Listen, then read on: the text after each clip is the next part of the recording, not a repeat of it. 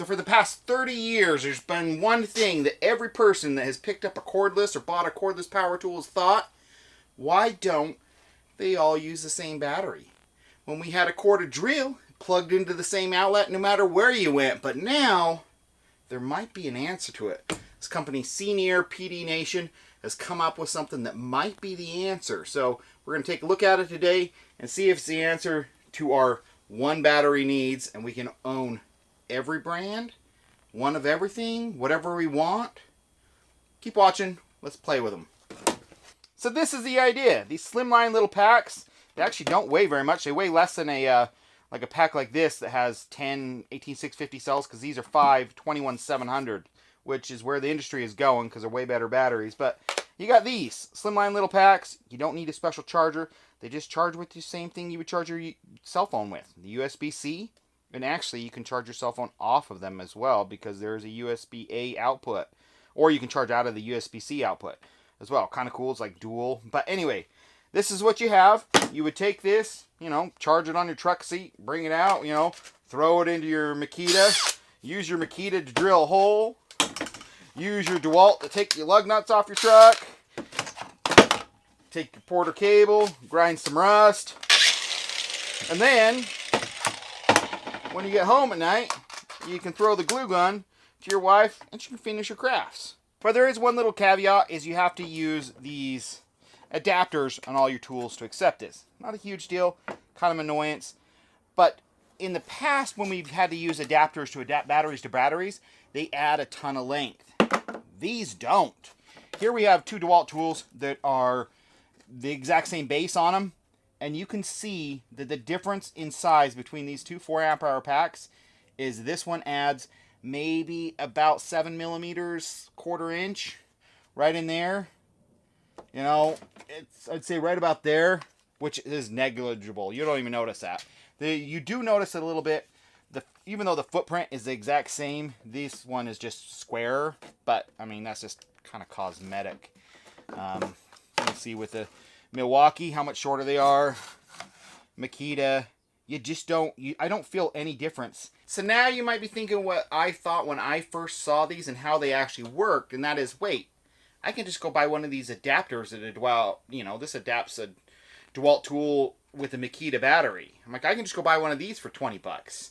Why would I buy this system? And I'll show you something that I've learned in the last week of solely using these PDnation batteries. And that is, they're not even close. So we have two virtually identical Makita drill here. I got a DeWalt battery on there, and I have the original Makita battery on there.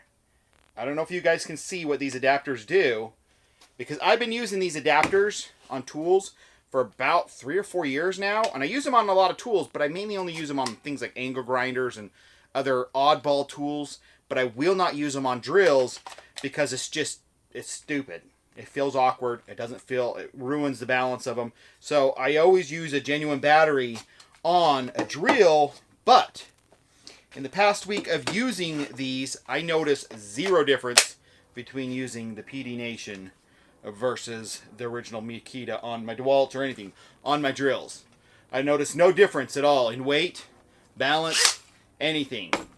So I've taken this battery on and off adapters now for the past week. I've probably taken it off 200 times. I moved it around, and at first it drove me nuts. It still drives me nuts a little bit, but it's not as bad. I find if I push this little, so you push this little button right here, but you have to push it in far. It's not, the release button's nice and easy, just like every battery. This one, I think, needs to be more prominent. If it stuck out, so you could just push it flush, where you have to push it in, and then you can slide it off. That's one of my biggest gripes. I've gotten more used to it. Second one is, these little tabs back here are kind of sharp. Not that they would cut you, but if you're doing it, like when I've been doing it and I sit there, I'll end up running it into the back of my hand, and there's been a couple times I thought I almost cut myself, but I didn't. I think on one of these, I actually rounded these off. I think it's this one. I actually took a file and just kind of rounded those off. Made them a little bit smoother.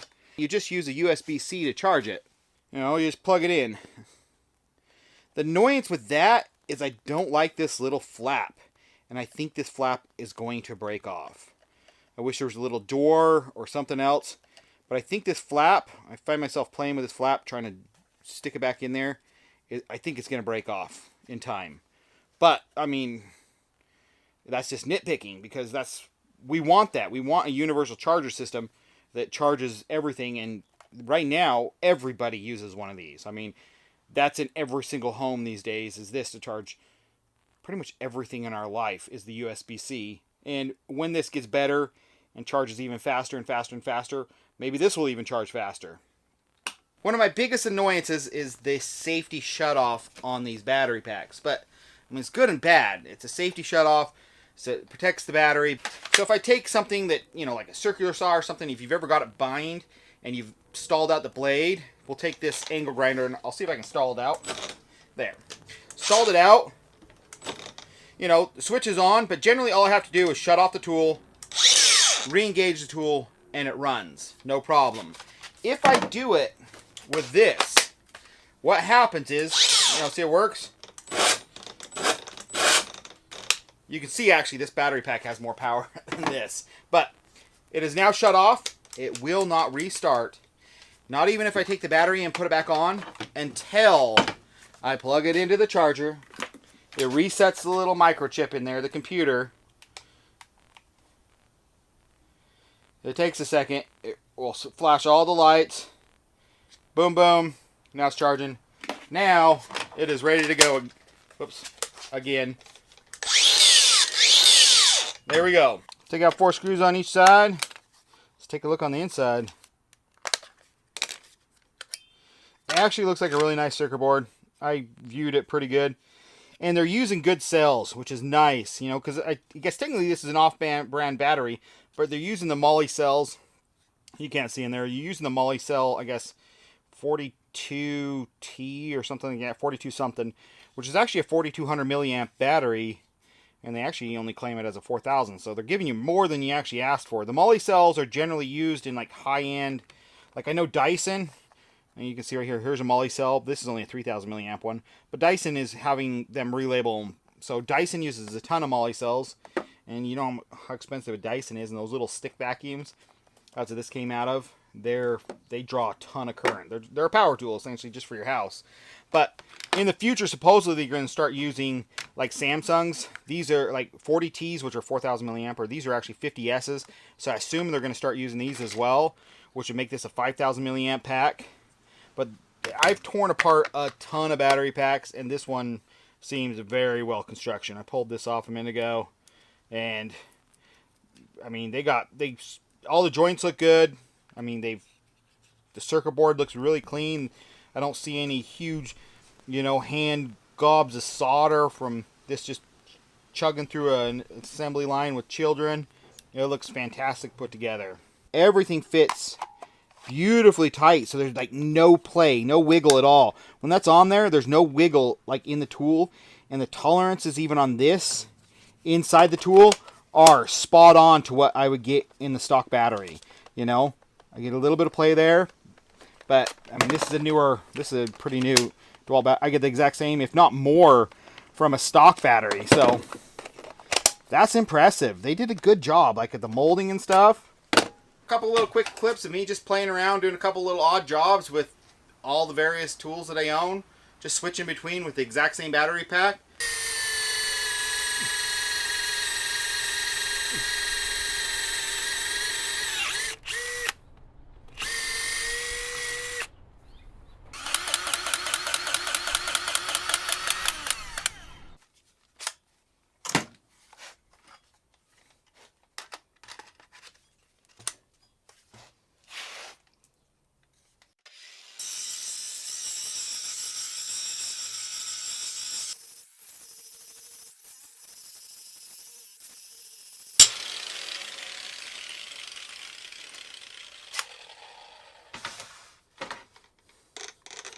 Lap disc.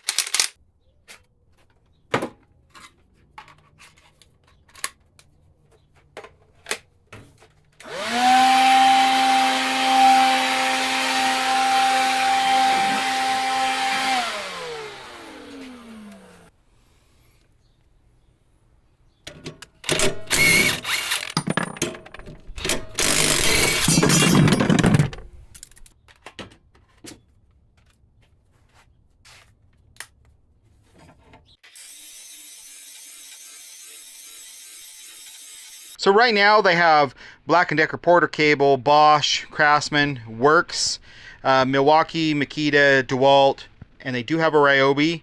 One they don't have that I think they need to get is the Motabo HTP slash Hikoki. So at the time of filming this video, these have not been released yet. These are still like a pre-order with release in a couple months from now. And so these did get sent to me. I did request these be sent to me because they're a new cool product that everybody's been waiting for. I know I've been waiting for these for 30 years. And it opens up the door for so many possibilities. And we all want this. We want one battery to go to all the tools. This makes manufacturers make better tools. You know, one manufacturer might have a horrible jigsaw, and it's like, well, that's what we have, so people just buy it. It doesn't matter.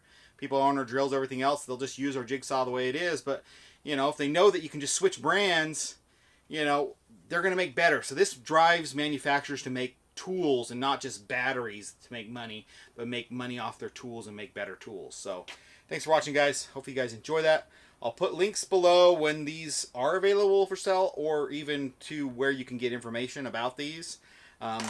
And in the description, I'll put my thoughts as I continually use these, and you'll see them in future videos. But thanks for watching, guys. Have a good one. Bye.